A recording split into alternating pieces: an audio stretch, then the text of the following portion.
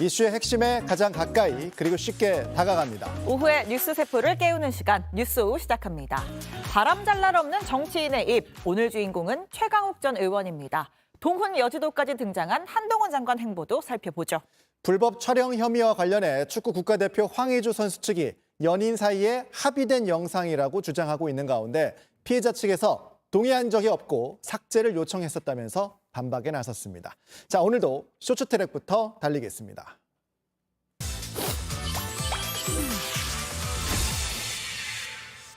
첫 번째 트랙, 내일 새벽 발사 물음표입니다. 북한이 내일 이른 새벽 군사정찰 위성 3차 발사를 강행할 가능성을 국방부가 예의주시하고 있습니다. 북한은 일본 정부에 내일부터 다음 달 1일 사이에 인공위성을 발사하겠다고 통보했습니다. 군사정찰 위성 발사는 탄도미사일 기술을 이용하는 북한의 모든 미사일 발사를 금지한 유엔 안보리 결의에 대한 명백한 위반이며 우리 국가 안보를 위협하는 도발 행위입니다. 북한은 앞서 5월과 8월 1차, 2차 발사 때 모두 예고 기간 중 첫날에 발사를 강행했습니다. 두 번의 발사는 모두 실패했습니다. 지난 9월 북러 정상회담 이후 러시아의 기술 지원이 어느 정도 이루어졌는지에도 관심이 쏠리고 있습니다. 두 번째 트랙, 119를 콜택시처럼입니다. 악성 민원에 시달린 119 대원이 되레 경고 처분을 받자 소방노조가 크게 반발하고 있습니다. 자, 지난 8월 이런 119 신고가 들어왔다고 합니다. 열과 콧물 때문에 힘들어 병원에 가야 한다.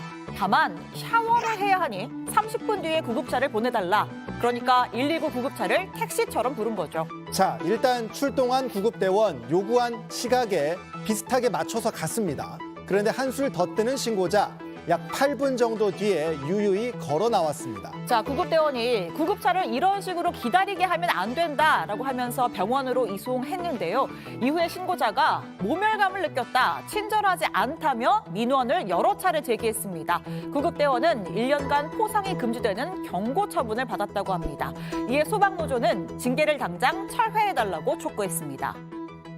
세 번째 트랙, 13년 만에 노만점자 물음표입니다. 지난주 목요일 치러진 대학 수학능력시험, 지금쯤이면 가채점이 모두 끝났을 텐데 만점자에 대한 소식이 들려오질 않고 있습니다. 고등학교 3학년 재학생 중에서 아직 전 과목 만점자가 없는 것으로 파악되고 있고요. 주요 재수학원에서도 만점자가 확인되지 않는 상황입니다. 만점자가 나오지 않게 되면 2011학년도 수능 이후 13년 만에 일이 됩니다. 교육당국은 사교육 경감대책의 일환으로 이번 수능에서 초고난도 문항, 이른바 킬러 문항을 없앴다고 밝혔죠. 하지만 오히려 역대급으로 어려웠던 걸로 나타나면서 사교육 의존 현상이 더욱 심해지는 거 아니냐, 이런 지적도 나오고 있습니다. 네 번째 트랙, 운전석 텅 빈 채로 시속 100km입니다. 울산의 한 고속도로를 질주하는 SUV 차량 계기판에 시속 100km가 표시가 돼 있고요. 그런데 운전석에 사람이 없습니다. 웬 캐릭터 인형 하나만 덩그러니 있어요. 네, 지금 띵띵 울리는 소리 이거 경고음 맞죠? 예. 네, 빨리 핸들 잡으라라는 신호 같은데 차주는 뒷좌석에서 영상 찍고 있는 거예요. 아예 이제 SNS에 직접 이렇게 영상을 올린 겁니다. 안전하게 촬영했다, 오해 없길 바란다는 말까지 적었습니다. 네, 오해가 없긴요. 딱 봐도 엄청 위험해 보입니다. 그렇죠. 해당 차량에는 앞차와의 이제 일정 간격을 유지하는 주행 보조 기능이 있는데 말 그대로 보조, 자율주행이 아니기 때문에 반드시 운전자가 핸들을 잡고 돌발 상황에 대비해야 합니다. 그러니까 저 상황 도로교통법 위반이죠. 또 법도 법이지만 자칫 큰 사고를 일으킬 수 있는 아주 위험천만한 행동으로 보입니다. 네, 오늘의 마지막 트랙, 김치 제일 잘 나가입니다. K푸드의 근본 김치가 올해 총 93개 나라 식탁에 올랐습니다. 사상 처음으로 수출국 90개를 넘어섰고요. 수출액도 10월까지 1억 3천만 달러, 한 해 최대 기록을 경신할 걸로 보입니다. 1위 수출국은 약 40%를 차지하는 일본이지만 최근 미국과 유럽에서의 성장세가 두드러집니다. 수출국 10위 안에 미국, 네덜란드, 영국, 호주, 캐나다 5개 나라가 포함됐고요. 과거에는 한인 마트에만 팔던 게 이제는 월마트, 코스트코 같은 대형 유통업체에서 절찬리에 판매 중입니다. 얼마 전에 영국 국왕 찰스 3세도 김치 선물을 받았었죠. Will you play my head? 네, 또 김치 하면 면역력이잖아요. 이 코로나 사태를 계기로 김치, 건강식품이라는 인식이 확고해졌고요. 또 K-영화, 음악, 드라마를 넘어 K-푸드 열풍이 분 것도 한몫했습니다. 네, 김치만 잘 나가느냐, 라면 수출액은 처음으로 1조 원을 돌파했고요. 없어서 못 먹는 냉동김밥 열풍에 떡볶이까지 다양한 식품이 전 세계인의 사랑을 받고 있습니다. 네, 오늘 저녁은 김밥, 라면, 김치 3종 예. 세트로 가야겠습니다. 쇼츠트랙 여기까지 달려봤고요. 이어서 원룸에서 정치권 소식 달려보겠습니다.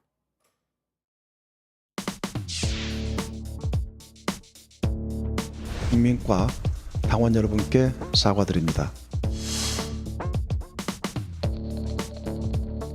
동물농장에도 보면 그렇게 암컷들이 나와서 설치고 이러는 거는 잘 없습니다.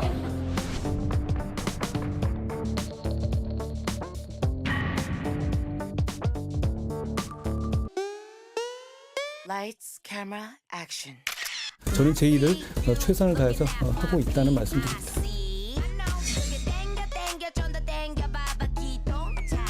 근데 여기도 사투리 아닌가요? 저는 나머지 5천만이 쓰는 언어를 쓰겠습니다.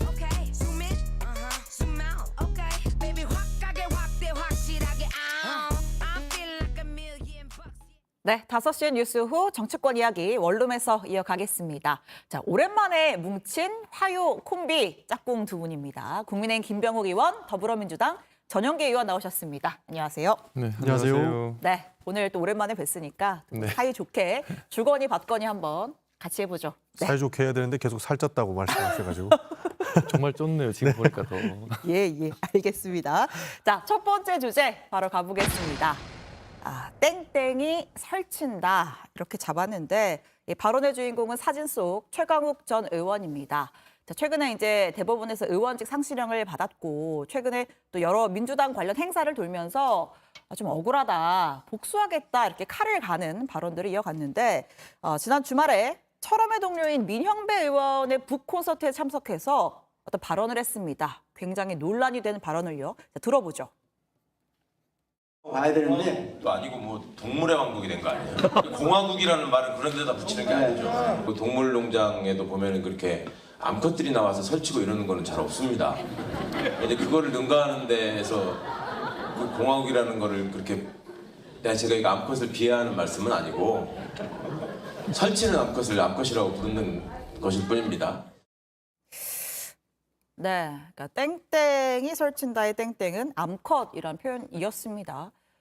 민주당에서도 조금 쉴드, 그러니까 좀 이렇게 방어해주기 어려운 여성 비하성 망언이다 이런 지적이 있었고요.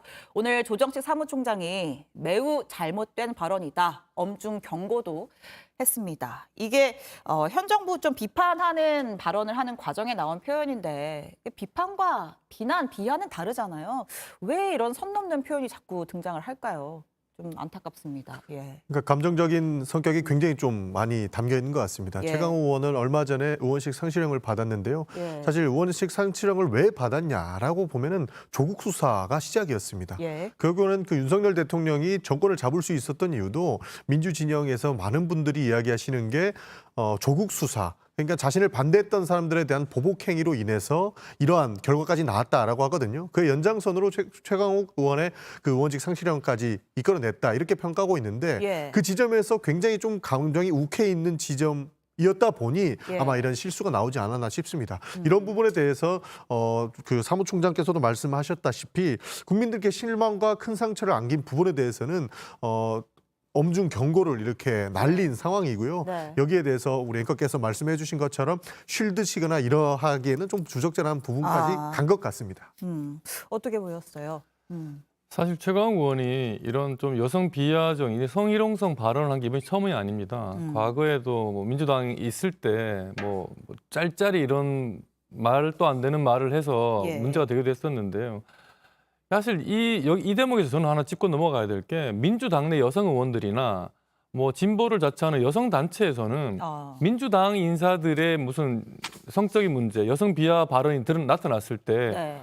아무 말을 하고 있지 않습니다. 과거 이제 박원순 전 시장 같은 경우에도 그 피해당한 여성에 대해서 민주당 내 여성 의원 일부가 피해자가 아니라 피해 호소인이다 이렇게 말하기도 했었거든요. 예. 그러니까 물론 지금 조정식 그 민주당 사무총장이 네. 지금 그 최강욱 전 의원의 이 암컷 발언에 대해서 잘못했다고 뭐라고 하긴 했습니다만은 네. 민주당에서 더 여기에 대해서 문제 제기를 해야지 민주당이 그래도 건전한 당이다, 합리적인 당이다라는 걸 증명할 텐데 네. 그런 목소리가 없다는 것 자체가 저는 이해가 안 되고요. 네, 사실 그 현장 영상을 좀 보면 이제 최강욱 의원이 발언을 할 때 이제 민주당 현역 의원들이 꽤 많았어요. 네. 이제 현장에서 그 발언은 좀 실수 아닙니까? 지적을 할 수도 있었을 텐데 다 같이 웃는 분위기였단 말이죠. 그렇죠. 저런 발언을 공개적으로 공공연하게 하는 것도 문제고 그 얘기를 듣고 재밌다고 같이 히덕거리는 것도 문제인 겁니다.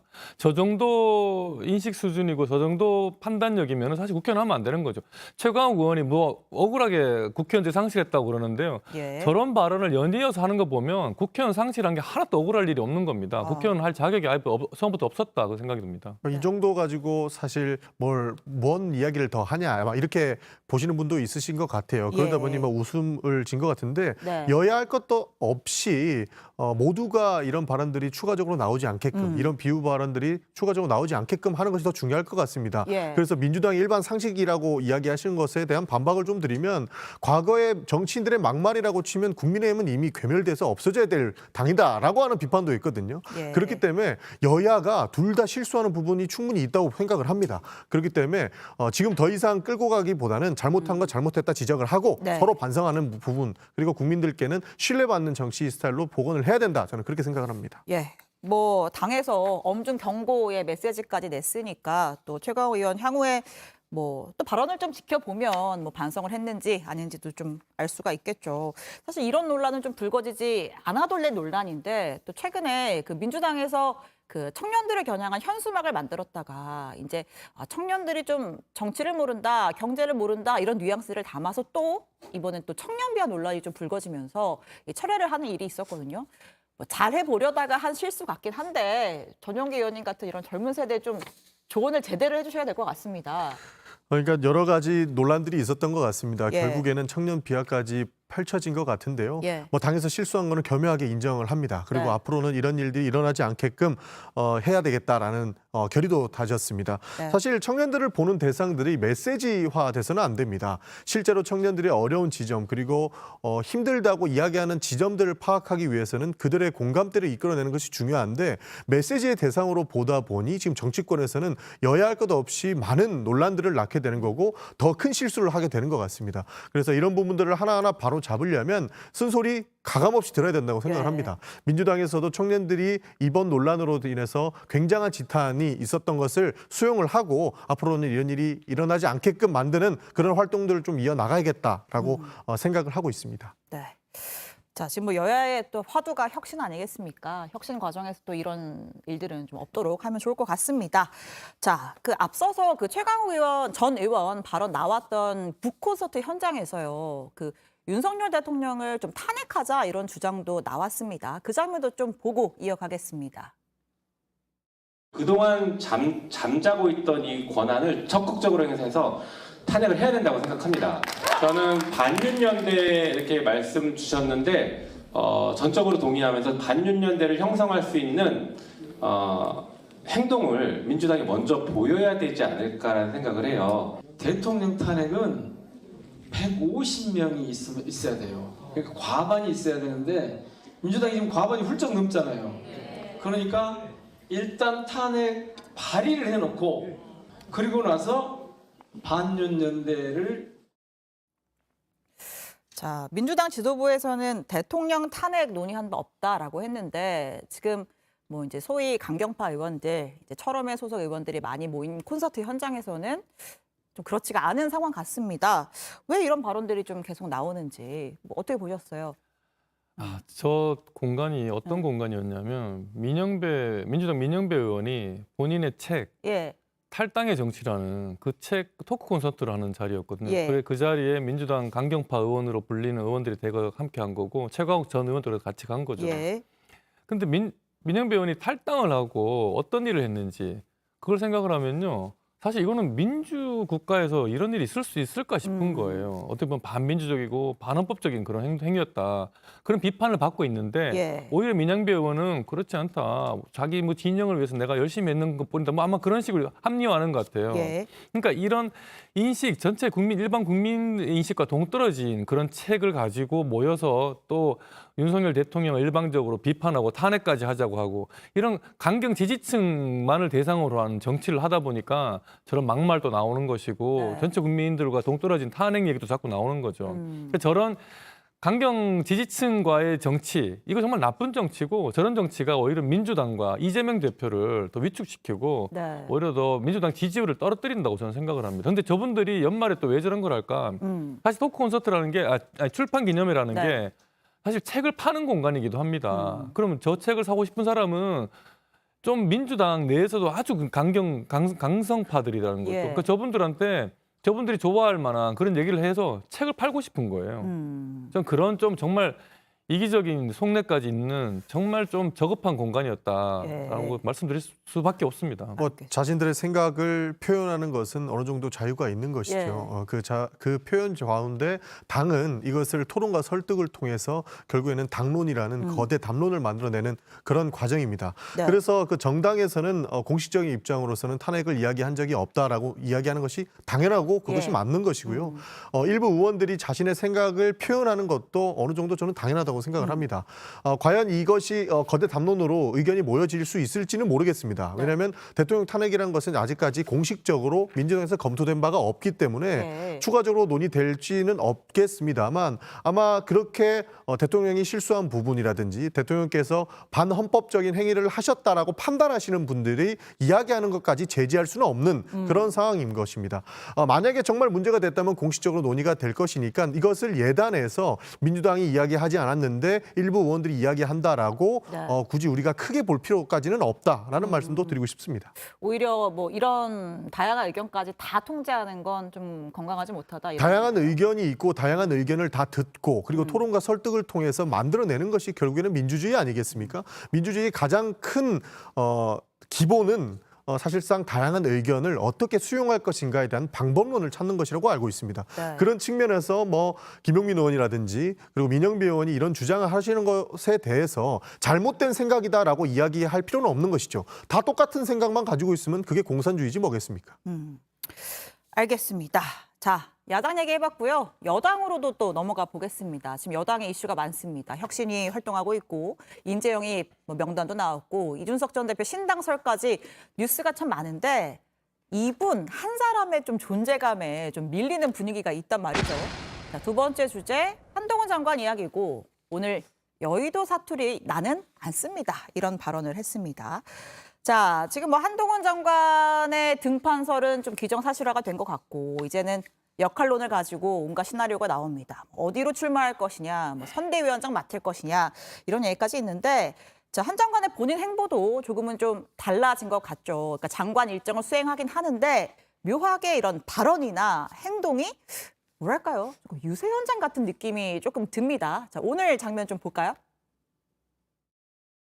질문을 많이 하시는 건 이해하는데요. 제가 그거에 관해서는 충분히 말씀드렸다고 생각합니다. 오늘 더 드릴 말씀이 없네요. 어제 말씀하신 중요한 일이라는 게 어떤 일일까요?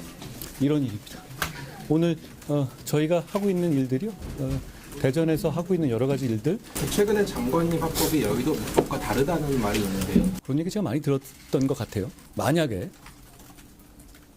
여의도에서 일하는 300명만 쓰는 고유의 어떤 화법이나 문법이 있다면 그건 여의도 문법이라기보다는 여의도 사투리 아닌가요?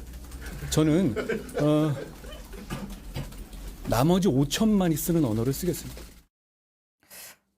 예, 뭐 지난주에는 대구 가서 또 화제됐고 오늘은 대전에서 가는 곳마다 뭐 시민들 몰려서 셀카 요청도 받고 뭐 꽃다발도 받고 뭐 한 장관도 적극적으로 좀 호응을 해줬습니다. 이게 핸드폰 직접 본인이 잡고 셀카 찍어주는 거는 이건 사실 굉장히 셀럽들이 많이 하는 그런 장면이기도 한데 아무튼 오늘 발언 중에 좀 주목할 만한 대목이 나는 여의도에서 의원 300명 대통령이 쓰는 여의도 사투리는 안 쓴다. 국민 5천만의 언어를 쓴다라는 말을 했단 말이죠. 전 이걸 보고 이거는 단순히 지금 뭐 등판 소리 아니라 대선 출정식 같은 느낌이 든다. 이런 생각도 좀 들었거든요.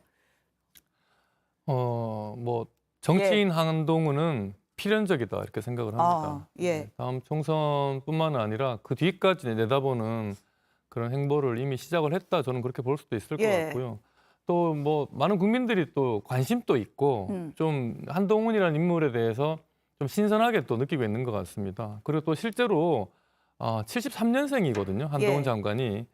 그래서 지금 저희 국민의힘뿐만 아니라 여의도에 상당히 어떻게 보면은 뭐 쓰나미급 이 세대 교체를 한동훈 장관이 저는 불러올 수도 있다는 생각이 듭니다. 민주당 같은 경우에 어쨌든 주류가 86 운동권 세력들이거든요. 그분들이 거의 20년 여의도에 장기 집권하고 있습니다.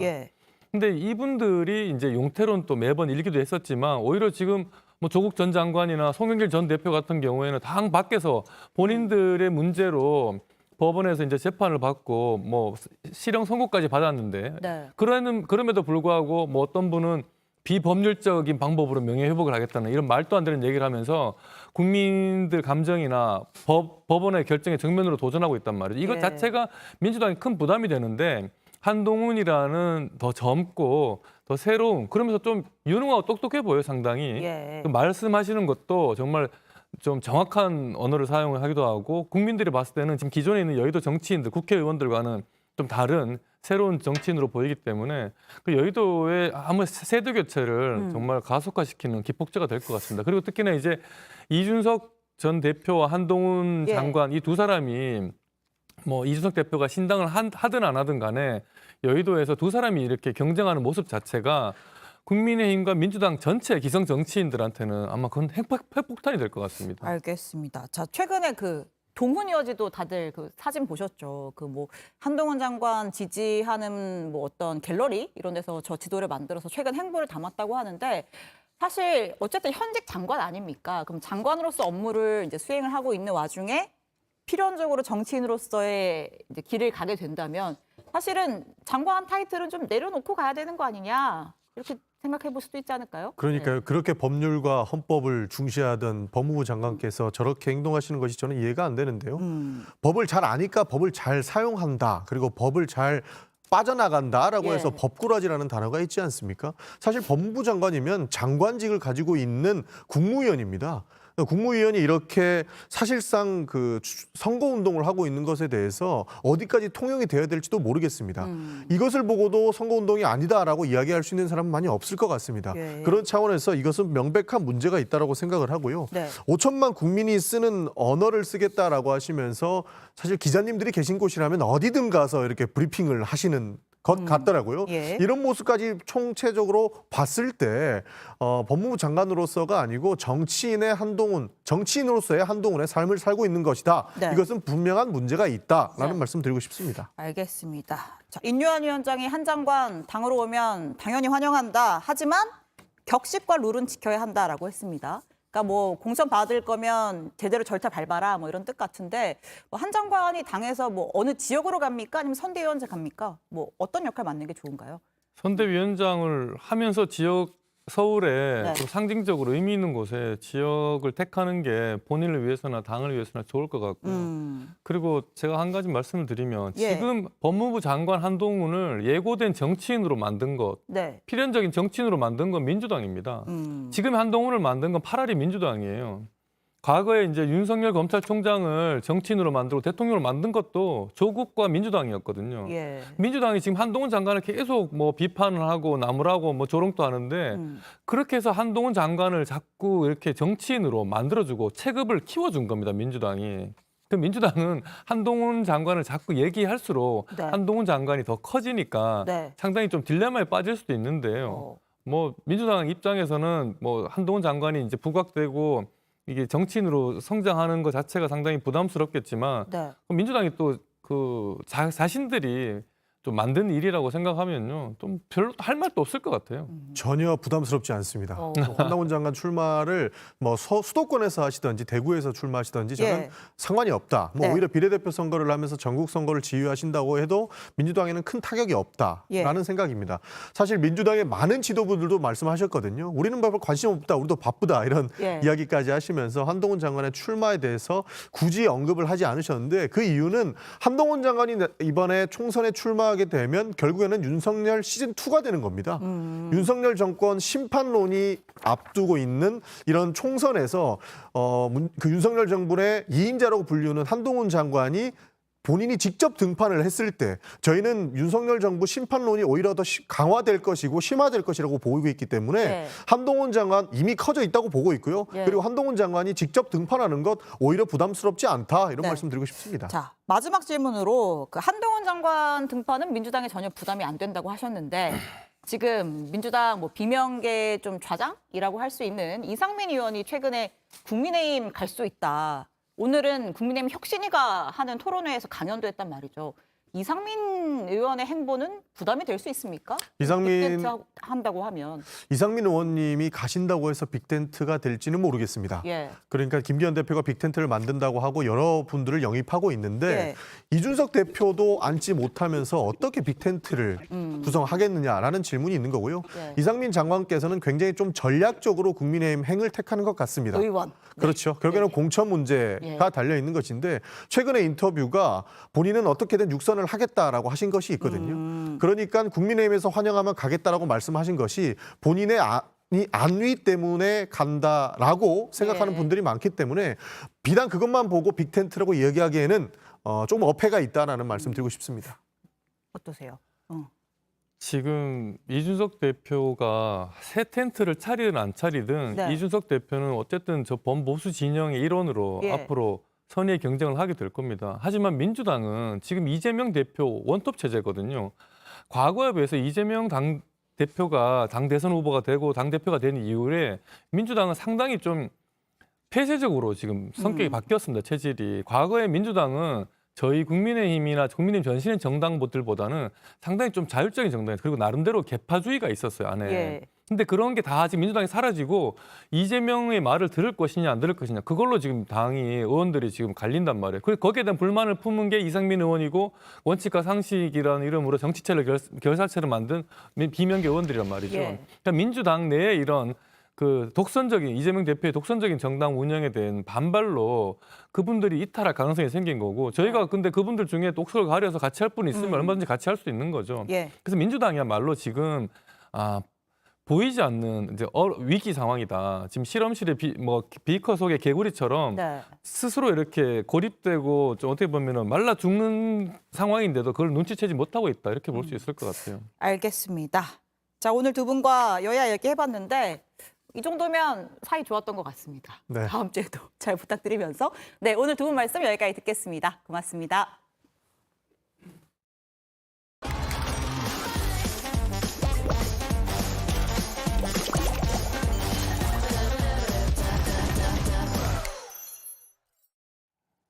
네, 우리 사회 속 이야기는 뉴스룸에서 이어가겠습니다. 오늘은 신유진 변호사, 이경민 변호사 두 변호사와 함께하겠습니다. 어서 오십시오. 네, 안녕하세요. 네, 오늘도 좀 법적으로 따져볼 만한 사건들이 좀 많이 펼쳐지고 있어요. 첫 번째 사건 볼게요. 키워드는 황의조 진실 공방. 그러니까 불법 촬영이냐 아니냐. 축구 국가대표 황의조 선수와 피해자의 입장이 이제 엇갈리게 된 그런 상황까지 왔습니다. 일단 황의조 선수가 경찰에서 성관계 영상 불법 촬영 혐의를 받고 있습니다. 일단 6월에 사건이 불거진 경위부터 다시 좀 짚어 올라가야 될 것 같아요. 네, 편의상 그 이제 영상을 SNS에 올린 사람을 유포자라고 표현을 하고, 그리고 이제 그 영상에 등장하는 여성을 피해자라고 표현을 하겠습니다. 네. 지난 6월에 어쨌든 이제 그 황의조 씨가 뭐 전 연인이라고 주장하는 사람이 지금 황의조 씨가 다수의 여성과 관계를 맺고 그다음 수많은 여성에게 또 피해를 주고 있다. 이런 내용의 이제 SNS에 그러면서 이제 황의조와 이제 다른 여성들의 모습이 담긴 그런 이제 사진과 영상을 게재를 했었거든요. 그래서 이런 부분에 대해서 이제 황의조 씨 측에서도 인지를 하고 지난해 11월에 본인이 휴대폰을 도난당한 것이었다. 그걸 도난당한 이후에 지난 5월부터 지속적으로 협박을 받아왔는데 뭐 사진을 유포하겠다. 그러니까 뭐 기대를 하라, 뭐 아니면 풀리면 좀 재밌을 것이다, 뭐 이런 식으로 계속해서 이제 뭔가 협박을 받아왔고, 예. 그래서 황의조 씨가 이제 그 SNS가 게시가 되고 나서는 이제 고소장을 정식으로 접수를 해서 절차가 진행이 된 사건입니다. 그러면서 이제 불법 촬영이 전혀 아니었다. 네네. 이렇게 이제 주장을 해왔던 사건. 그래서 일단 좀 사건이 수면 아래에 가라앉아 있다가 어제부터 이제 사건이 다시 불거지기 시작한 거예요. 일단 이 영상 유포자는 구속이 됐고 네. 경찰은 그런데 황의조 선수도 불법 촬영 혐의가 있다 이렇게 보면서 조사를 한 네, 그렇습니다. 이렇게 된 거예요, 지금. 네, 그렇습니다. 경찰이 밝힌 바로는 고소 고발이 있기 전에 경찰이 보기에 이 촬영물들이 불법 촬영인 것 같은 정황이 포착이 됐고 그렇기 때문에 피의자로 전환을 해서 수사를 하고 있다. 그리고 이제 영상성의 여성들에 대해서 조사를 하고 관련 진술을 지금 확보하고 있다라고 합니다. 그러면서 이제 황의조 선수가 지난주 토요일에 네. 피의자 신분으로 경찰 조사까지 이제 받은 상황. 하지만 경찰 조사 이후에도 이제 황의조 선수 측의 입장은 불법은 없다. 그러니까 합의하고 영상 촬영했다. 그런데 이제 오늘 동의한 적이 없다. 이렇게 피해자 측의 입장이 추가로 나오게 된 이런 상황까지 왔습니다. 이제. 네, 지금 이제 황의조 씨 입장에서 주장을 하는 거는 이제 성폭법의 카메라 등 이용 촬영죄가 상대방의 의사에 반해서 촬영을 해야 되거든요. 예. 그래야 처벌이 되는 사건인데 황의조 입장에서는 이제 합의하에 촬영을 했다라고 하게 되면 무혐의를 주장을 하는 거고 이제 피해자 입장에서는 아니다. 이 영상을 촬영하는 거에 대해서 동의한 바도 없고 어쨌든 올리는 거에 대해서 동의한 바가 절대 없다. 이렇게 계속 이제 주장을 하고 있는 상황이거든요. 그러면서 심지어는 피해자가 이 사건 내용이 유포자가 혹시나 이제 황의조 씨한테 이제 앙심을 품고 추가로 영상을 또 게재를 할까 그게 또 두려웠었다. 뭐 이렇게 또 입장을 밝히고 있어서 전혀 어쨌든 황의조 씨와의 입장과는 상반되게 자기가 영상 촬영에 대해서 동의한 바가 없다라고 지금 일관되게 주장을 하고 있습니다.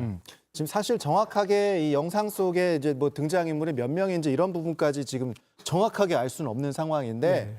어쨌든 그 피해자 측 변호인이 동의한 적이 없다. 네. 이렇게 입장까지 내놓은 상황입니다. 그 피해자 측 입장문을 보면 그 2차 가해에 대한 두려움이 굉장히 컸다. 네, 그렇습니다. 이 피해자는 심지어 자신이 이 피해자인 것이 알려질까 봐 그 자체도 좀 두려워했고 그리고 황의조 선수를 뭐 고소한다거나 이렇게 생각을 하지 못했던 것이 그냥 자기가 알려지는 자체가 가장 두려웠던 상황이었기 때문인데요. 예. 그런데 이상한 점은 황의조 선수가 유포자를 잡기 위해서 고소를 해달라라고 요청을 해서 고소를 했는데 자신이 고소를 할 때 이렇게 되면 유포자를 빨리 잡고 이렇게 빨리 마무리가 될 수 있겠지라는 생각만 했던 것인지 아니면은 이 황의조 선수에 대해서도 바로 즉시적으로 그 당시 촬영 자체가 동의 없이 촬영했기 때문에 이것에 대해서도 고소를 하려 했던 것인지 그것은 밝히지 않았어요. 그러나 추후에 황의조 선수가 뭐 이 유포자에 대해서 뭐 처벌을 원치 않는다라든지 그런 자세를 취하면서 촬영 자체가 불법이었다라는 것까지 해서 황의조 선수를 고소하게 된 거죠. 지금 방금 말씀하신 상황이 뭐냐면 피해자 측 입장문을 보면 이제 황의조 선수 측에서 그 유포자 이제 구속돼 있다고 말씀드렸잖아요. 네네. 근데 구속 심사 때 이제 변호인이 갔는데 처분 불원 의사를 밝혔다. 그래서 당황스러웠다. 이렇게도 주장을 했는데 이게 무슨 상황입니까? 그러니까 처음에 이제 대응을 했을 때, 그러니까 예. SNS에 올라가고 고소장을 접수를 했다고 했을 때는 엄격하게 강력하게 대응을 하겠다. 예. 유포자에 대해서 그렇게 이야기를 했었는데 정작 이제 그 유포자에 대한 영장 실질 심사가 열렸을 때에는 황의조 씨가 오히려 이제 처벌 불원 의사를 표현을 했거든요. 예. 그게 이제 합의서가 들어갔다는 이야기인데 그 말인즉슨 엄격하게 강력하게 대응을 하겠다라는 부분과는 완전히 상반된 행동이기 때문에 오히려 이런 행동을 봤을 때는 좀 아무래도 황의조 씨가 이제 좀 공인이기도 하고 뭔가 좀 조용하게 조금 사건이 빠르게 마무리되기를 좀 원하는 입장에서 이렇게 합의서까지 제출을 한 게 아닌가 좀 이렇게 조금 조심스럽게 해석이 되고 있습니다. 일단 그 부분까지 뭐 지금 정확하게 저희가 내용을 파악하기는 어렵지만 일단 해석을 좀 그렇게 해봤습니다. 자, 일단 이렇게 해서 사건 정리를 좀 했는데 자, 지난주 토요일에 경찰 조사를 받았다고 했잖아요. 네. 근데 황의조 선수가 다음 날인 일요일에 출국을 했어요. 지금 중국에 있거든요. 네. 그러니까 축구 국가대표이기 때문에 오늘 중국하고 축구 경기가 있어요. 월드컵 예선이 있는데 오늘 뭐 출전할지 안 할지는 지켜봐야겠습니다. 그런데 이거 끝나면 또 소속팀이 영국에 있기 때문에 그걸로 또 갈 수가 있잖아요. 그러면 이제 경찰이 출국 금지 조치를 안 한 건데 혐의가 있다면서 조사를 했는데 출국 금지 조치를 안 한 배경은 무엇일까? 혐의 조사가 좀 더 필요한 것인가? 축구 국가대표의 일정을 좀 본 것인가? 이 부분은 변호사님 어떻게 보세요? 일단은 지금 피의자 신분이 된 제명 자체가 성폭법 위반, 카메라 등 이용 촬영인데 이 사건 제명으로는 일반인들 같은 경우에도 사실 구속 이제 출국을 이제 막거나 이렇게 하지는 않습니다. 않는데 이 사건에 있어서 특수성이라고 할 것 같으면 어쨌든 사진이 있는지 영상이 있는지 여부가 제일 중요하거든요. 근데 지금 어쨌든 이 부분에 대해서는 수사기관에 어느 정도 확보가 되어 있는 상태고 어쨌든 불구속 수사 원칙이기도 하고 지금 상황에서는 어쨌든 황의조 선수 같은 경우에는 계속해서 이제 일상생활을 유지를 한다라고 할 것 같으면 이제 경기를 뛰어야 되는 상황이니까 이런 부분에 있어서는 아직까지는 출국 금지를 할 상황도 아니고 증거가 어느 정도 확보가 되어 있다. 근데 이렇게 이제 해외에서 선수 생활을 하기 때문에 추가 조사나 이런 부분들이 좀 힘들지 않겠습니까? 네, 그러면 좀 이런 경우에는 국내로 이제 입국을 할 시에 그랬을 때의 조사를 진행을 하게 되면 조금 편의를 좀 봐주고는 있습니다. 네. 일단 원칙적으로만 볼게요. 원칙적으로 본다면, 그러니까 피해자 측의 주장이 사실이라고 한다면 이 불법 이 촬영의 경우에는 어떤 처벌이 적용이 됩니까? 이게 성폭력 처벌법에 의해서 이게 카메라 장치를 이용해서 촬영한 경우 이런 경우에는 7년 이하의 징역 또는 5천만 원 이하의 벌금형이 처해지도록 규정이 되어 있습니다. 그런데 이제 이 촬영 당시에는 합의를 했다 하더라도 만약에 유포를 이 황의조 선수가 한 건 아니지만 이 유포를 한 사람, 유포한 행위만으로도 별도로 처벌을 받을 수가 있습니다. 예. 알겠습니다. 아직까지 지실 공방이 벌어지고 있는 상황이기 때문에 이 사건도 황의조 선수가 국가대표 선수이기 때문에 파장이 좀 계속 이어지고 있어서 지켜보도록 하겠습니다. 자, 두 번째 사건으로 가겠습니다. 키워드는 셀파이프 폭행인데요. 광주의 한 대학병원에서 담당 지도교수가 전공의를 상습 폭행했다는 그런 주장이 나왔습니다. 그러니까 전공의 4년차 A씨가 온라인 커뮤니티에 도와달라고 하면서 글을 올린 거예요. 지금 이제 병원 복도인데 뺨을 이렇게 때리는 장면도 함께 영상을 올렸습니다. 그러니까 전공의 4년차 A씨가 내가 이렇게 상습적인 폭행을 당하고 있다 주장을 하면서 온라인 커뮤니티에 도움을 호소했는데 어느 정도 폭행을 당했다고 지금 주장하고 있습니까? 지금 영상 속에서는 그냥 복도에서 뺨을 좀 가볍게 맞는 정도인데 그 정도가 아니라 굉장히 붓하는 소리가 되게 생생하게 들릴 정도의 어떤 녹음 파일도 같이 올렸고 그래서 쇠파이프 이런 도구도 사용했다라고 하고 있습니다. 그러니까 따로 불려가서 쇠파이프로 맞은 적도 있고 안경이 날아갈 정도로 뺨을 맞은 적도 있고 이렇게 설명을 했는데 그러면서 이제 녹음 파일도 함께 공개를 했어요. 잠깐 듣고 오겠습니다. 내 인내심을 시험하지 말라고 내가 몇 번을 말했는데 안 돼?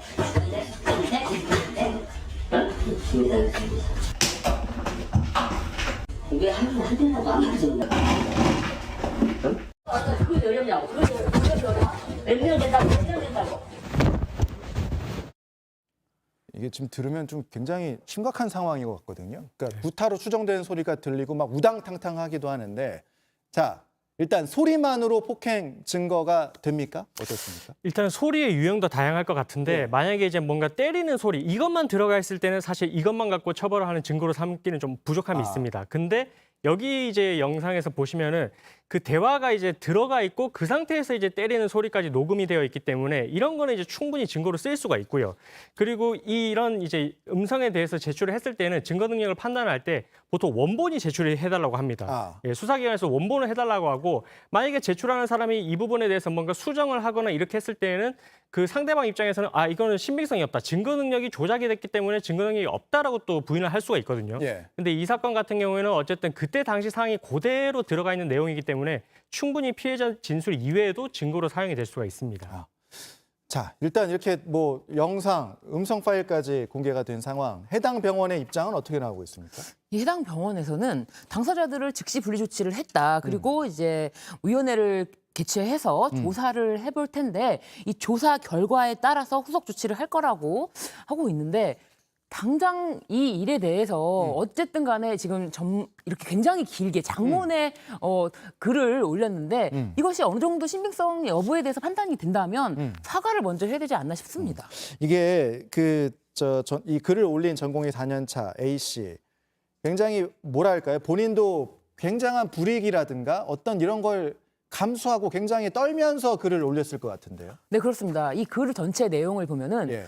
정말 얼마나 큰 용기를 내서 이 글을 작성하는지가 굉장히 절절하게 담겨지는데요. 왜냐하면 이게 자신의 주장이 사실로 다 인정을 받았다 하더라도 이 교수가 어느 정도의 징계를 받아서는 자신에게 다시 보복을 할 수 있다라는 그런 생각까지 하고 있어요. 왜냐하면 기존에도 뭐 어떤 이제 다른 학교에서 일어난 일인데 교수에 대해서 회식 자리에서 뭐 도주병으로 내리쳤는데 그 사건으로 징계를 했지만 징계에 대해서 고작 뭐 정직 정도, 뭐 경직 1개월 이 정도의 징계만 있고 그 다시 후에 복귀를 했기 때문에 오히려 그 피해자들이 더 크게 나중에 2차 가해라든지 그런 식으로 더 고통을 받을 수가 있다. 그런 것까지 다 인지를 하고 굉장히 큰 용기를 내서 이 글을 올렸는데 해임되기를 굉장히 이제 간절한 마음으로 좀 글 작성했더라고요. 네.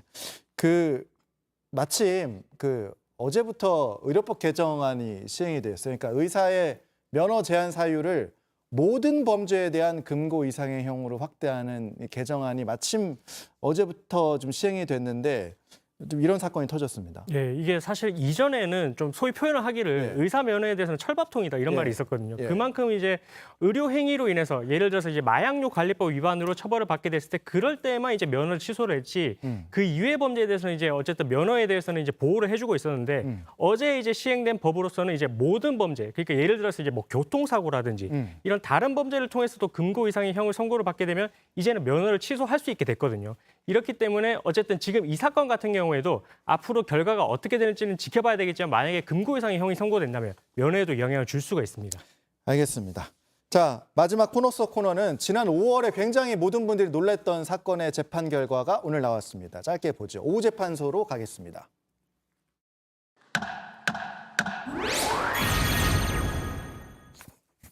우리가 모두 처음 봤던 사건. 그러니까 비행기가 날고 있는데 열었던 사건.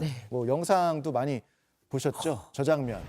제주에서 대구로 가던 그 항공기가 착륙하기 직전에 30대 이모 씨가 비상구를 열었던 사건 모두 기억하실 겁니다. 뭐 승객들이 다행히 이렇게 제압을 했고 승무원들과 제압을 했는데 뭐 많은 승객들이 호흡곤란을 호소하기도 했고 저 때 많은 외신도 주목을 했었고 많은 분들이 충격을 받았습니다. 자, 이 씨 경찰 조사 그리고 재판 내내 심신미약을 주장했었잖아요. 예, 맞습니다. 일단은 재판에서 심신미약을 주장을 하면서 동시에 이제 정신감정까지 신청을 했었던 거거든요. 왜냐하면 이제 이 사람이 심신미약에 해당하는 그런 정신적인 질환이 있는지 여부는 재판부가 독단적으로 판단하기는 어렵고 이것을 이제 전문 의료기관을 통해서 이제 감정이라는 절차를 거치게 되는데 여기서 어쨌든 감정을 통해서 이제 판단된 부분에 대해서는 어쨌든 지금 말씀을 하기를 잠정적 조현 양상 장애가 있다 이렇게 이제 판단했고 그래서 재판부에서는 그 부분에 대해서 어느 정도 이제 심신미약을 인정을 해준 것 같습니다. 그래서 심신미약을 인정을 해서 법원의 판단은 변호사님 어떻게 나왔습니까? 이게 심신미약으로 인정을 하는 거는 사실은 말씀드린 것처럼 별도의 법원이 인정하는 건 아니고 별도의 정신 감정을 받는 것이고 심신미약을 통해서 감경을 할지는 전적으로 법원의 판단입니다. 이게 법조문도 감경한다라고 감경 자체가 의무 조항이었다가 2018년도에 개정이 돼서 감경할 수 있다라고 법원에게 판단을 전적으로 맡겨둔 건데 이 법원에서는 이 사건에 대해서 굉장히 큰 위험성을 내재하고 있음에도 불구하고 징역 3년에 집행유예 5년을 선고한 것입니다. 이게 감경 여부에 대해서도 법원이 전적으로 판단을 하지만 이 집행유예라는 것은 이미 이 자의 행위가 이 어마어마하게 큰 사회적 파장뿐만 아니라 이 많은 승객들에게 생명을 위협을 했음에도 불구하고 심신미약을 인정 여부를 떠나서도 이 집행유예 자체는 온정주의에 대한 비난을 피할 수가 없을 것 같다는 생각이 듭니다. 검찰이 구형한 징역 6년과는 좀 차이가 크군요. 네, 맞습니다. 예. 이게 어쨌든 지금 심신미약에 대해서 계속 이제 이야기가 나오고 있는 게 좀 감경이 너무 많이 되는 거 아니냐. 심신미약의 폭을 너무 넓게 인정을 해주는 게 아니냐. 이런 논의가 있는데 일단은 뭐 범죄 혐의의 중대성 여부에 대해서도 조금 따져봐야 될 것 같고요. 그리고 감경을 한다고 하더라도 그 감경의 폭에 있어서는 좀 너무 좀 일반 국민의 법감정에 반하는 게 아니냐라는 그런 지적도 있거든요. 그렇기 때문에 조금 더 면밀하게 양형 기준에 대해서 살펴볼 필요가 있어 보입니다. 알겠습니다. 뭐 검찰이 또 어떻게 나올지는 좀 지켜봐야 될 것 같은 상황입니다. 오늘 두 변호사님과는 여기까지 말씀 나누도록 하겠습니다. 고맙습니다. 감사합니다.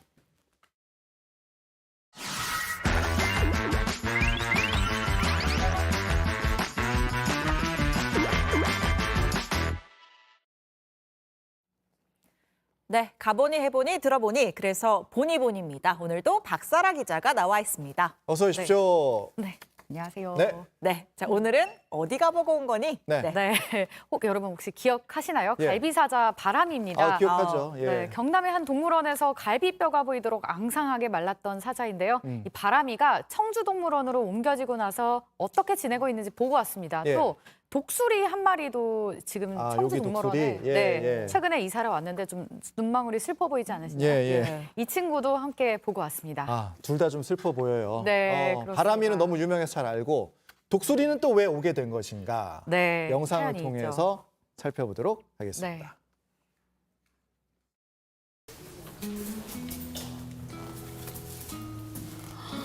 네, 현장에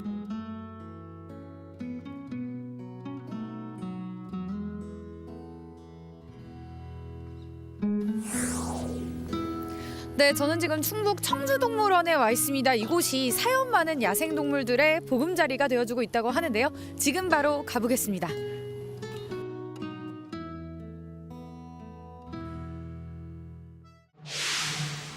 으르렁대는 사자는 갈비뼈가 붉어졌습니다. 몇 발 내딛더니 금세 주저앉습니다. 햇빛도 들지 않은 컴컴한 실내에 가둬뒀습니다. 사연이 알려진 뒤 청주 동물원으로 옮길 수 있었습니다. 바람이라는 새 이름도 얻었습니다. 잠깐만요.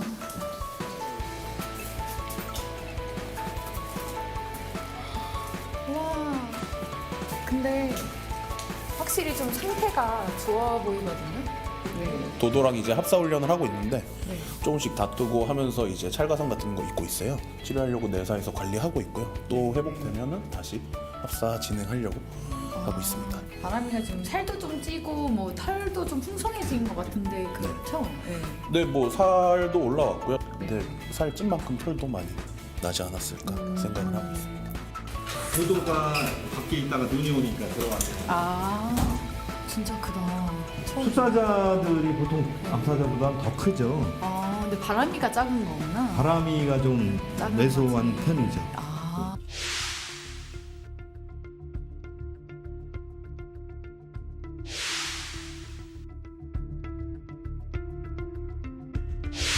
어제 왔어요, 어제.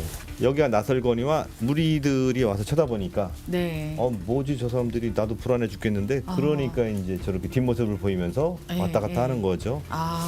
지금 저 독수리는 이제 뭐 여러 가지 검사를 병약적으로 한 다음에 네. 이상 없을 경우에는 기존에 있던 동물사에 독수리들과 함께 생활하게 될 겁니다. 훈련시켜서 야생 방생을 시켜서 네. 진짜 몽골로 날아갈 수 있도록 네. 그런 것들을 이제 하는 공간을 마련해 놨어요. 그들이 이제 충분하게 관리했던 동물들을 추억할 수 있고 거든요. 호금이 와, 이렇게 다 한 명 한 명 그다음에 이름도 있고.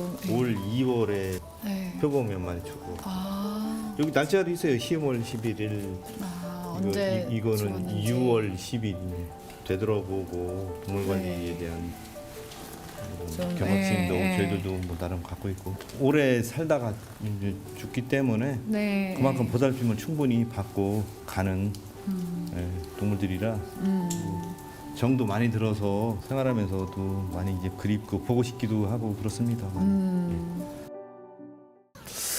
저희 동물원의 방향성이 보호받아야 될 야생동물들을 데려오고 나갈 수 있는 토종 야생동물들은 이제 훈련을 거쳐서 자연으로 이제 복귀시키는 그런 어떤 동물원의 역할을 하려고 합니다. 요즘에는 이제 동물 어떤 복지나 동물 관점으로 보호를 하고 있다 보니까 동물원에 안 오셨던 어떤 성인 관람층들이 느셨습니다.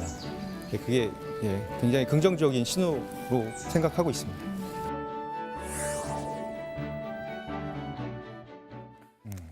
네, 새 식구 그 독수리 친구는 아직 이름이 없는 네, 거죠. 아직은 없습니다. 예. 그 친구도 갈비사자 바람이랑 같은 그 김해 부경동물원에서 왔다는 거고요. 맞습니다. 예. 예. 독수리가 멸종위기 2급 조류이자 천연 기념물입니다. 이 동물원에서 사육하기 위해서는 문화재청장의 허가를 얻어야 하는데 예. 원래 있던 김해 북영동물원이 허가가 만료된 이후에 갱신을 하지 않았습니다. 그러니까 따지고 보면 무허가 사육 상태였던 건데요.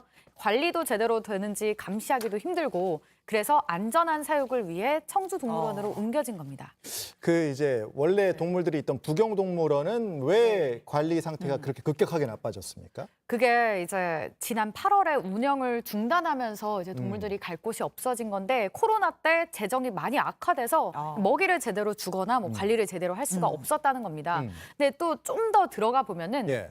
동물이 보호받을 수 있는 법적인 근거 자체가 좀 부실을 합니다. 그러니까 동물원 수족관법에 이제 적정한 서식 환경을 갖추도록 되어 있는데 네. 이 적정한 서식 환경이 과연 무엇인가? 그러니까 구체적으로 이제 잘 나와 있지 않고 또 이걸 어겼을 경우에는 어떤 처벌을 받는가 좀 모호하다는 지적이 나옵니다. 이 갈비사자 바람이 문제 공론화된 지가 네. 꽤 됐는데 아직 뭐 변화가 없습니까? 변화가 없지는 않습니다. 예. 이제 다음 달 14일부터 동물원 허가제가 시행이 됩니다. 이전에는 일정한 요건을 충족을 하면은 누구나 쉽게 동물원을 운영할 수 있었는데요. 이제는 시설과 인력 기준 등을 갖추지 못하면 동물원을 운영할 수 없습니다. 근데 아까 이제 영상을 보면 청주동물원에 이제 뭐 사자 독수리 말고 뭐 곰도 구조했다 뭐 이런 그렇습니다. 얘기도 예. 있고 이런 사연을 가진 동물들이 거기에 많이 있는 모양이에요. 굉장히 많이 있습니다. 그러니까 제가 가서 사실 동물들을 굉장히 많이 찍고 왔는데 네. 이제 분량 문제로 일부만 네. 보여드렸던 거고요. 먼저 영상에서 보셨던 이 바니아 다리라는 반달곰이 있는데 이제 한 사육공 농장에서 불법 증식으로 태어났습니다. 그러니까 처음 구조됐을 때 사진이 지금 이 사진인데요. 지금은 훨씬 더 사진이 보면은 상태가 네. 좋아졌습니다. 예, 예. 또 이제 그 동물원에 김서방이라는 굉장히 유명한 여우도 있거든요. 이름이 김서방이에요? 네, 이름이 김서방입니다. 아, 그래요? 네, 그러니까 여서방이 아니고? 네. 그래요? 김서방입니다. 예, 예. 네. 여우 농장에서 이제 탈출한 것으로 보이는데 예. 이게 북미 출신 여우라서 환경부가 토종만 보호해주기 때문에 보호해주지 않는 종이거든요. 그래서 안락사될 위기에 처해졌었는데 이 김서방을 역시 청주동물원이 보호하고 있습니다. 네. 왜 김씨인가요? 한번 추정을 예. 서울에서 김서방 찾기 뭐 네. 이런 저도 김서방인가? 솔직히 이거 예. 보자마자 그걸 떠올렸는데 예. 맞습니다. 그러니까 너무 재빠르니까 구조에 어려움을 겪어가지고 그 이름이 붙여졌다고 합니다. 그래서 네. 김서방. 그렇습니다. 네. 이 동물원이 참 가서 보면은 동물들 네. 너무 사랑스럽고 귀엽고 좋은데 네. 뭐 이게 사람의 시선에서 그런 거고 네. 이 동물을 뭐 보여주기보다는 그 환경을 좀 쾌적하게 마련하는데 좀 초점이 맞춰지면 좋을 것 같다 이런 생각이 듭니다. 네. 네, 오늘 보니보니도 잘 들었습니다. 고맙습니다.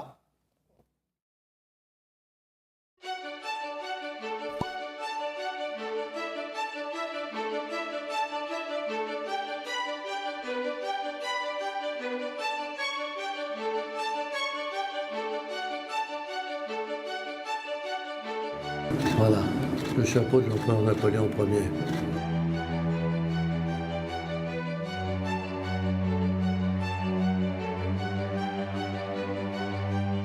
« 1 500 000 pour le chapeau de Napoléon. On renonce à 1 500 000 pour ce symbole majeur de l'épopée napoléonienne. J'adjuge à 1 500 000. Pas de regret, adjugé.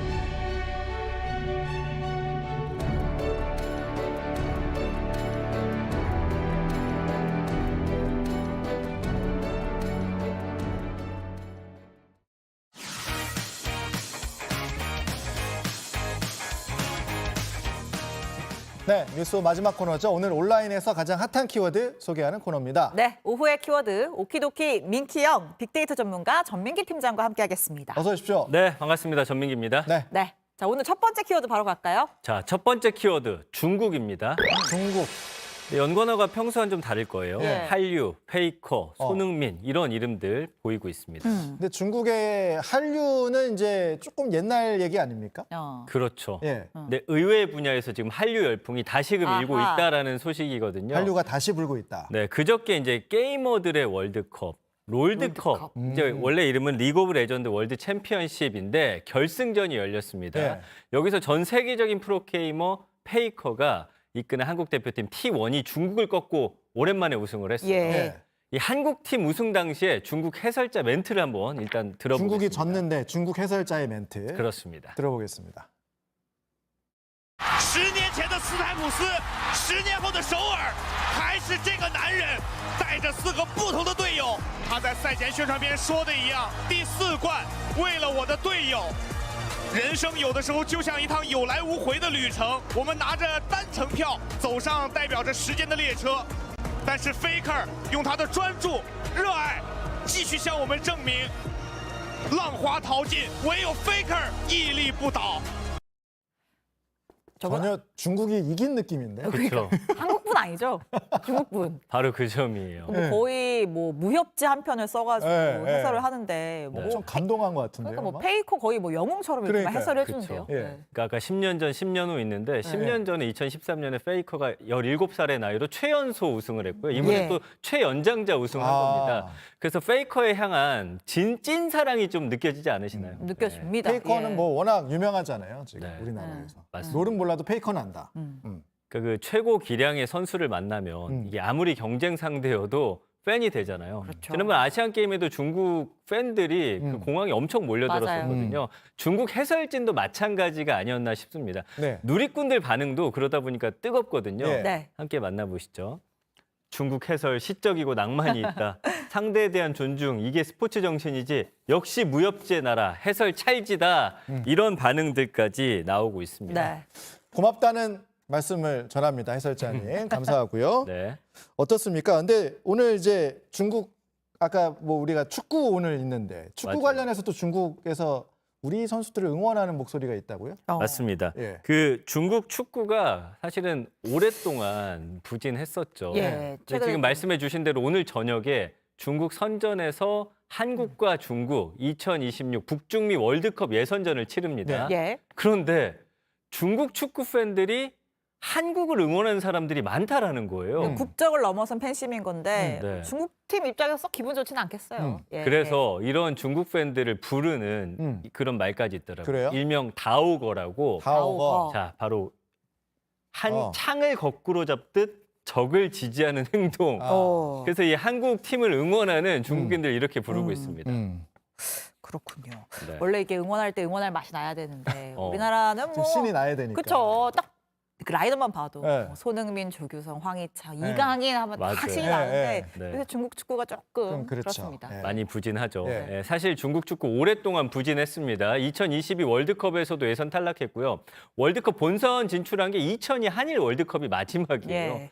그래서 심지어 시진핑 주석도 그제 태국 총리 만나가지고 축구 얘기를 했는데 우리 대표팀 수준에 대한 확신이 없다 이런 말을 할 정도였습니다. 그러다 보니까 한국 선수들의 인기가 오히려 더 높아지고 있는 거예요. 그 중에서도 바로 우리 주장 손흥민 선수. 네. 순이라고 불리면서 네. 압도적인 인기를 끌고 있습니다. 네. 그래서 중국 선수랑 이제 한국 선수 비교하는 글이 올라오면은 중국 선수 손흥민 모욕하지 말란 댓글이 도배질 정도인데 네. 보세요. 손흥민은 정말 대단하고 기량도 떨어지고 수치도 모르는 중국 축구는 지금 희망이 없습니다라고 하면서 손흥민 선수에 대한 응원이 대단하고요. 오늘 저녁 경기 입장권도 이제 순식간에 매진이 됐다고 하는데 자, 여기 또 댓글 보시죠. 우리는 손흥민 같은 선수를 본 적이 없다라는 거를 인정해야 된다. 예, 이런 말까지 나오고 있습니다. 네. 손흥민을 향한 동경심이군요. 그렇습니다. 그냥 다음 팬으로서 좋아하는 거죠. 예, 맞습니다. 예. 다음 키워드로 가죠. 자, 두 번째 키워드 메모입니다. 네. 연관어 좀 볼까요? 네. 뭐 사진, 생각, 기억, 하루 뭐 이런 단어들 보여지죠? 자, 보통 이렇게 무난한 키워드일수록 황당한 사건인 경우가 많았습니다. 아, 네. 역시 오키도키를 네. 매번 하시던 그렇죠. 그런 짬이 있네요. 네. 맞췄어요. 이번에는 황당하고 또 열받는 메모인데 네. 같이 한번 보시죠. 네. 어떤 상황이에요? 네. 우리 똘똘이 좀 잘 돌봐주세요. 이사 가는 바람에 한 동물보호단체에서 공개한 사진인데 빈집에 있는 차고에서 줄에 묶인 강아지와 이 메모가 발견이 된 겁니다. 옆집 사람이 이사 가면서 묶어놓고 이런 메모를 남기고 갔다라는 겁니다. 그 메모에 하트가 있어요. 뭐 잘 키워달라고. 웃음 하트. 예. 황당하다. 황당한 메모인데요? 그렇죠. 예. 그러니까 사실 반려동물 유기한 거거든요. 네. 그래서 네. 누리꾼들 반응도 정말 좋지가 않습니다. 뭐 이런 사람이 네. 다 있냐 이런 맞습니다. 거죠. 그래서 어떤 글들이 있냐면 말씀해 주신 대로 네. 하트에 눈웃음 메모, 제정신이냐, 어. 가족을 버리는 건데 웃음이 나오냐, 음. 소름이 끼친다, 꼭 벌 받기를 바란다. 이 강아지 이름이 봉봉인데 아직 입양 못 가서 임시 보호해줄 사람을 찾고 네. 있다라는 겁니다. 강아지 식구잖아요. 데리고 왔으면 책임을 져야 되는데요. 네, 예. 맞습니다. 거기에 웃음 표시까지 있으니까 많은 분들이 화가 나셨죠. 음. 맞습니다. 매년 약 10만 마리가 버려지는데 이 중에서 입양을 가는 경우는 30%도 되지 않고요. 예. 거의 절반 가까운 반려동물이 자연사나 안락사로 사망을 한다고 합니다. 네. 지금 수치 보이시죠? 네. 네, 구조된 반려견이 11만 3,400마리, 2022년 기준입니다. 이 중에 자연사가 26.9%, 인도적 처리가 16.8%. 네, 이렇게 나오네요. 저 봉봉이가 좀 좋은 짝을, 좋은 네. 인연을 만났으면 좋겠습니다. 네, 마지막 키워드로 가죠. 좋습니다. 자, 네. 마지막 키워드. 오랜만에 또 오징어 게임이 떴습니다. 오. 네, 연관어 볼까요? 예. 챌린지, 상금, 기대감, 리얼리티 이런 단어들이 함께 뜨고 있습니다. 오징어 게임은 좀 오래됐지 않습니까, 이제? 왜 또 네. 나왔어요? 자, 현실판 오징어 게임이 등장을 했기 때문입니다. 예. 내일 이제 넷플릭스에서 공개되는 리얼리티 예능이고요. 예능. 맞습니다. 일단 영상을 같이 볼까요? 예. 이 싱크로율이 장난 아니거든요. 예, 한번 보시죠. Attention all players. It is now time for the next game. Oh my God. Please enter the game hall immediately. What is this? Let the game begin.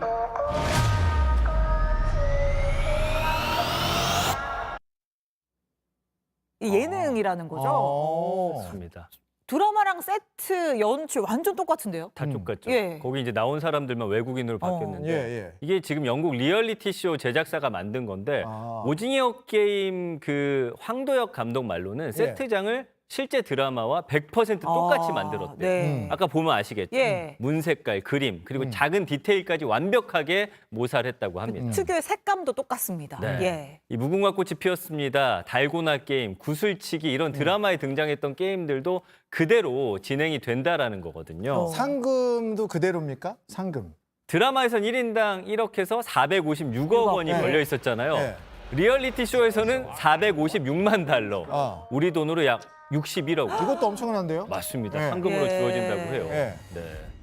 그래서 이게 한 명이 가져가는 거거든요. 예. 그러니까 생존자 한 명이 이 상금을 혼자서 가져갈 수 있다는 예. 거고요. 네. 이 정도 상금을 건 리얼리티 쇼가 단 한 번도 없었습니다. 네. 당연히 지원자 많았겠죠. 지원한 사람만 8만 명이 넘었다고 해요. 아. 네. 이 보이시죠? 아까 이제 네. CG로 나갔는데 흥미로운 서사 있는 사람 선발, 공정한 게임, 뭐 위에서 변호사 동원 뭐 등등등이 있었죠. 예, 그 다음에 피 대신 검은 잉크, 인성 테스트 도입인데 이거 지원하는 거 왜 저는 몰랐지? 알았으면 저도 한번 했을 텐데. 근데 마지막에 네. 인성 테스트 도입 그건 뭐예요? 인성 네, 테스트. 인성 테스트. 이건 뭐냐면 드라마랑 다른 점인데 중간중간에 테스트를 통해서 네. 다른 참가자를 탈락시키거나 게임에 유리한 어드밴티지를 얻도록 설계가 돼 있습니다. 그래서 리얼리티에서도 드라마처럼 강렬한 휴먼 드라마를 만들어내겠다라는 것이거든요. 그래서 지금 뭐 반응들이 엄청나죠. 네. 궁금합니다. 한번 봐야겠어요. 네. 네. 오징어 게임이 계속 이어지는군요. 그렇습니다. 네, 오늘도 재밌게 잘 들었습니다. 고맙습니다. 감사합니다. 네, 뉴스오가 오늘 준비한 소식은 여기까지입니다. 네, 편안한 저녁 보내시고요. 저희는 내일 더 좋은 뉴스로 찾아뵙겠습니다. 고맙습니다.